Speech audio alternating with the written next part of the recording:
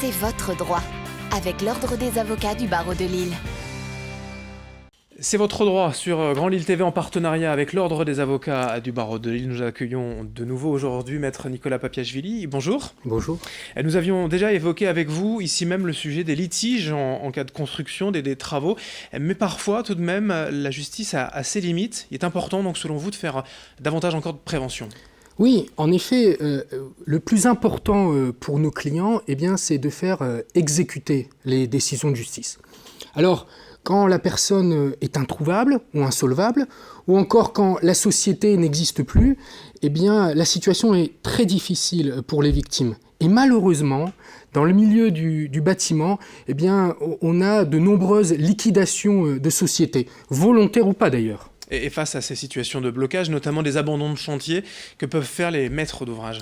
Alors, dans des situations bien précises, on peut trouver des solutions dans les polices d'assurance, comme par exemple l'assurance dommage-ouvrage, que je préconise de souscrire, et d'ailleurs qui est obligatoire lorsqu'on engage des travaux de construction. Elle coûte entre 2 à 5% du prix global des travaux. Et pour le reste, il n'y a pas de solution magique, parce qu'il faut, en amont, bien se renseigner sur les entreprises choisies, sur Internet, sur des sites comme Infogreffe. Il ne faut pas se focaliser uniquement sur le critère du prix. Et puis, il faut savoir, vous pouvez exiger, avant le début des travaux, que l'entreprise choisie vous transmette les attestations responsabilité civile professionnelle et responsabilité civile décennale. Et d'ailleurs, si l'entreprise ne le fait pas volontairement, c'est déjà un indice qui doit vous alerter. Et d'un point de vue purement juridique, y a-t-il des types de contrats qui existent pour ainsi protéger le maître d'ouvrage ? Oui, alors à l'évidence, le contrat le plus protecteur lorsque l'on veut faire construire sa maison est le CCMI, contrat de construction de maison individuelle. Il y a beaucoup d'avantages, pour n'en citer que 3.